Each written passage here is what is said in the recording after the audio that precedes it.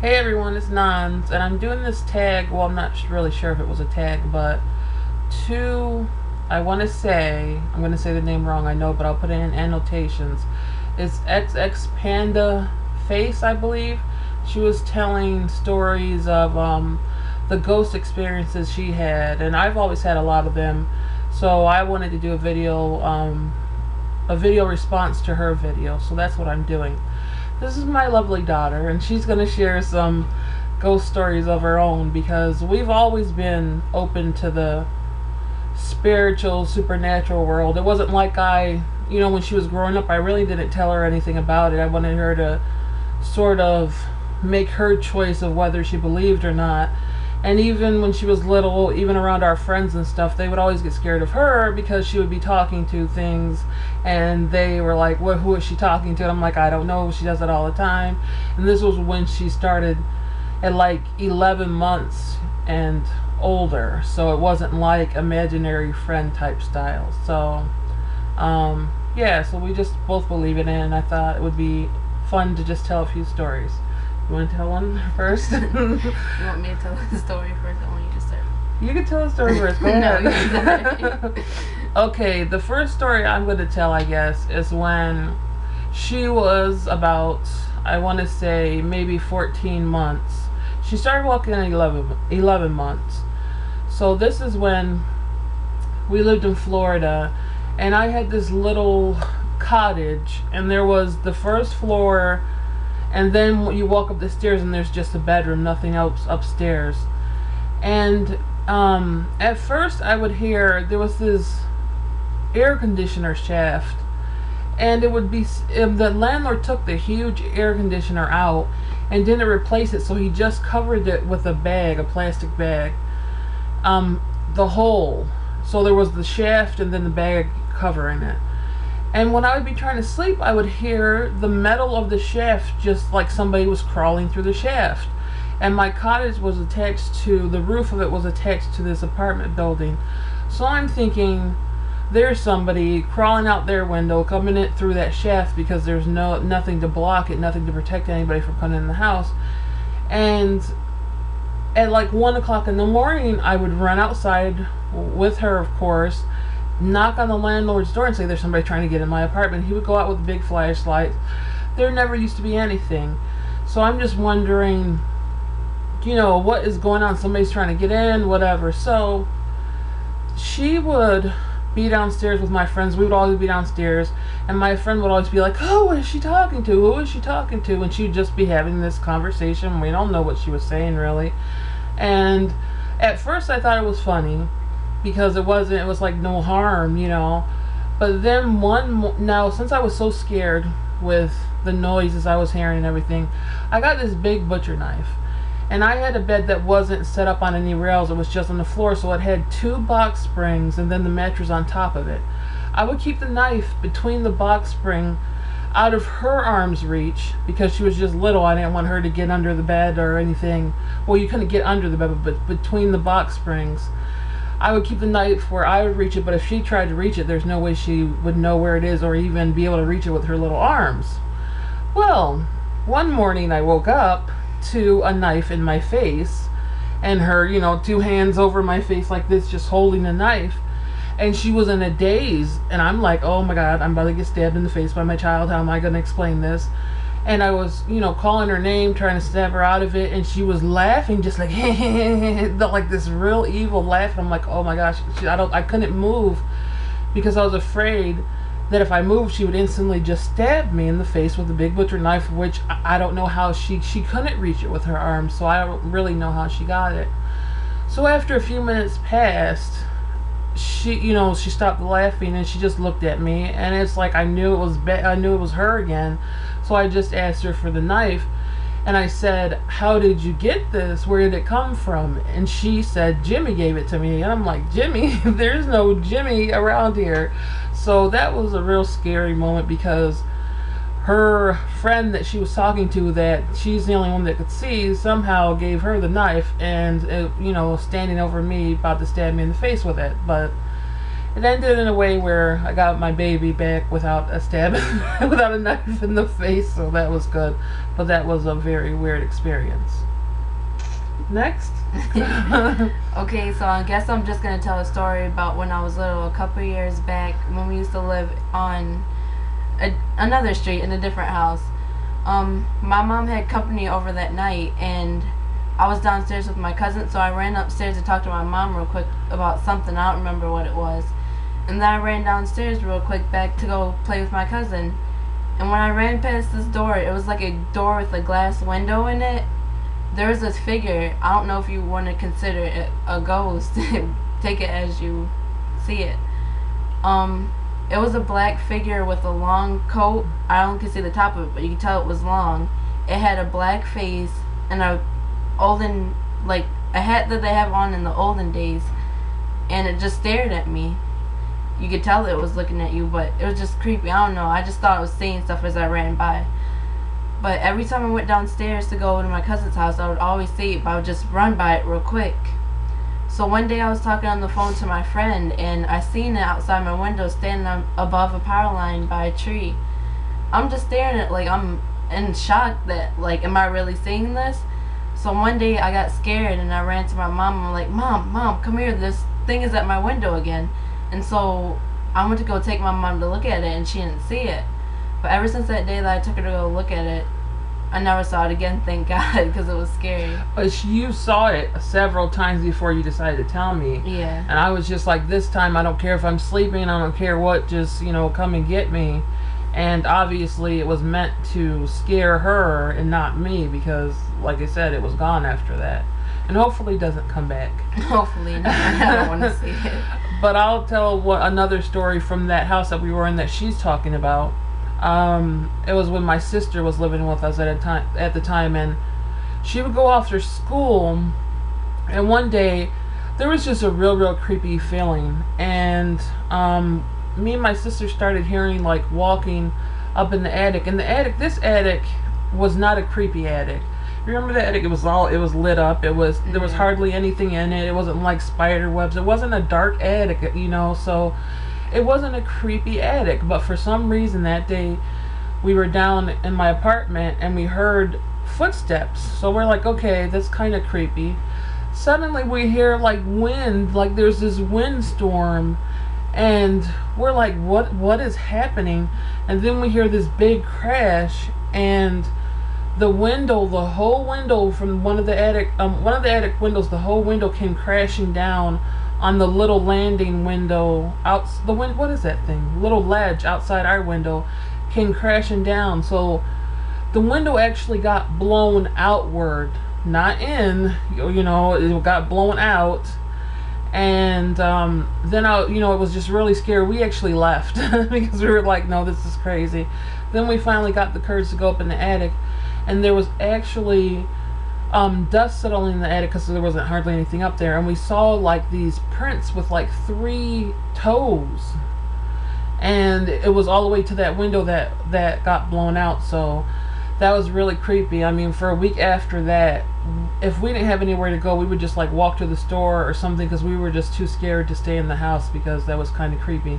And it was hard to explain to the landlord how the window got blown out, because like I said, it wasn't like just sort of broken, it was just like shattered, and there was some on the sidewalk. It was just really weird. So you want to tell the story about the scratching on the door? You remember when we had to go outside? Oh, okay. Was it the scratching on the door first, and then we called them to check, and yeah, that was all one event? Yeah. Okay, we'll see, but I had heard the scratching on the door before. And I could tell when you weren't home. Okay, well, you could tell that part because, of course, I wasn't there. Okay, so this story was just a couple of years back when my brother lived down. We had an apartment where I had the upper apartment, he had the lower apartment. He would go away because he worked out of town sometimes. She would be sleeping over people's houses. I would be alone. And one night, this is just a night where nobody was around, I was sitting at the computer and I'm hearing scratching on the door, and I'm just like, okay, what is that, a raccoon or something? Because there was an outside door that was down the stairs, and then there was a door that led to the apartment, which was upstairs. And no, I would have heard if somebody came up and was trying to play, games or anything. It was too late. It was like 2 o'clock in the morning. So I heard scratching for like an hour, and I was too scared to open the door. I had my sister that was living with her boyfriend. I called her at like 2 o'clock in the morning and said, "No, you guys have to come check this out." They actually came over, checked everything out, and nothing was there. A couple of days later, we were at the computer, right? Was Rachel at the computer too? No.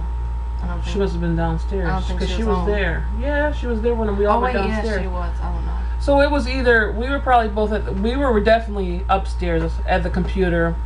We hear scratching, and I'm just like, there's that noise again that I've been hearing. And the door, you could see under the door, and there was like nothing there. And it was like scratching up the door. I mean, actually just up the door to the top, from the bottom to the top, from the, it kept on doing that. So we're like, okay, we're going to wait until, it goes a little longer to call my brother that was actually downstairs at that time. And so it went on for 20 minutes before we called him. And so we have it planned. We're like, if this is a raccoon, I had like a big giant wrench that was like this long. It was huge.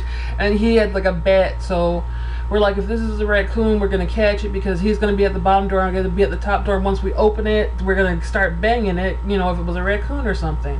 Nothing could be missed from either angle. So we're on the phone, he's on his cell phone, I'm on my phone, and we're like, 1, 2, 3, opens the door, scratching stops, there's nothing. He comes upstairs, looks around, no more scratching. Once he goes right back down to that bottom step, scratching over our head, just like something's just, the camera always messes up sometimes.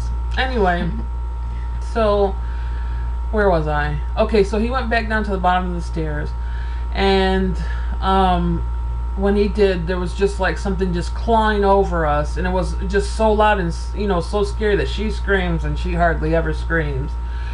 And you did scream.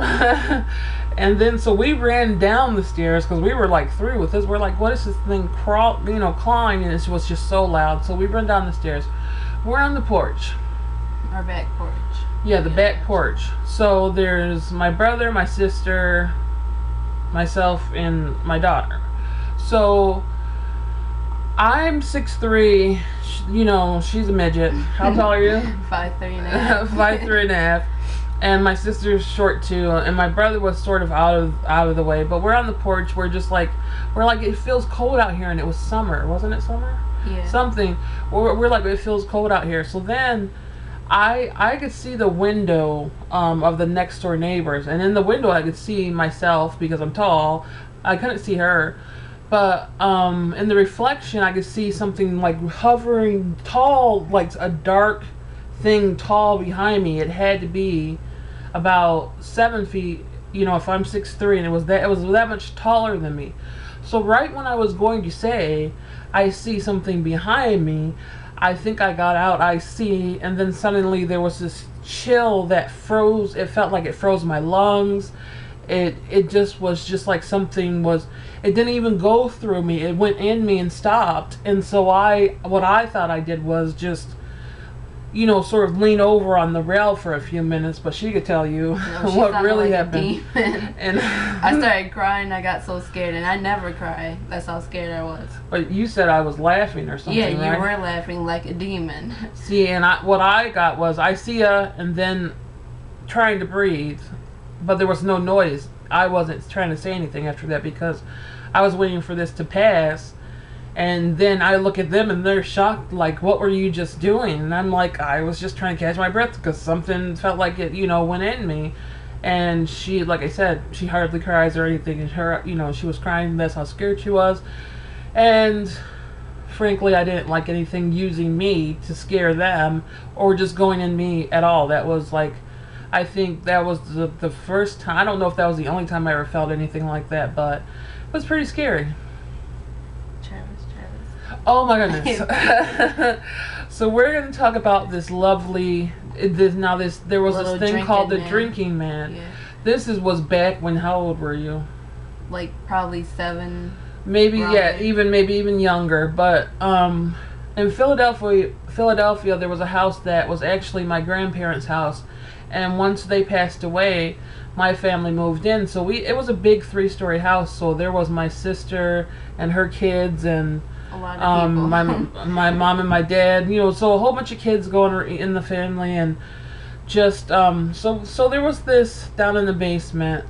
The basement was like my grandfather's basement when he was alive, and he used to drink a lot. And there was this. What do you call it though? It's called the drinking man. I know, but what is it? It's a little doll. Like a plastic figure. Yeah, like That was maybe like a porcelain doll. This was it porcelain? You could consider it a porcelain doll. Well, it was about this high, and it was an old man, and he had a martini glass in his hand. A little bottle in the other one. And a little bottle, a martini glass, and his arm could actually go like this, like he was drinking it. But there was a lever behind it, the back, where that makes him do this, and he's not supposed to do anything on his own because he's a stupid plastic thing. So, at first it was a joke. My nephew was really, really scared of him just looking at him. So we would scare him like, "Oh, Travis is gonna get you," and put him in places where he would be scared. Put it on his bed when he's sleeping, hang it down from the bunk bed. So just to get a good laugh. But then Travis started ending up places where nobody put him. Like we would keep him in the basement because he was kind of scary.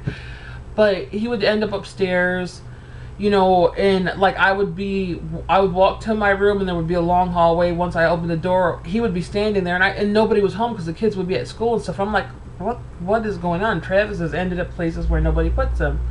So I think one time you guys got mad at him and put like ketchup and mustard and everything. No, we didn't get mad at him. We got mad at Jeremiah.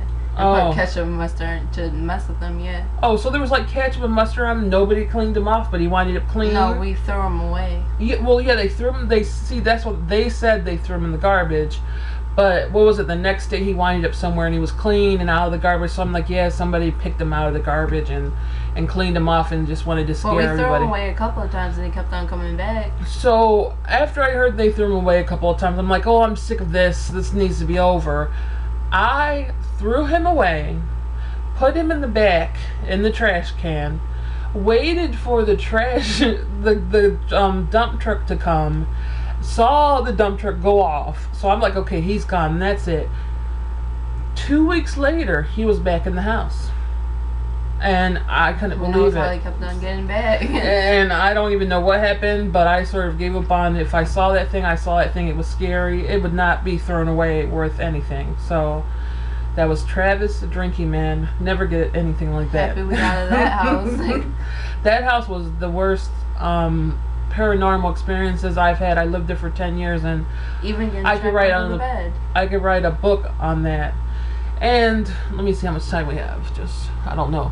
But another thing we'll just say, is that the last story you want to tell, or was there something else? No, that's the only thing.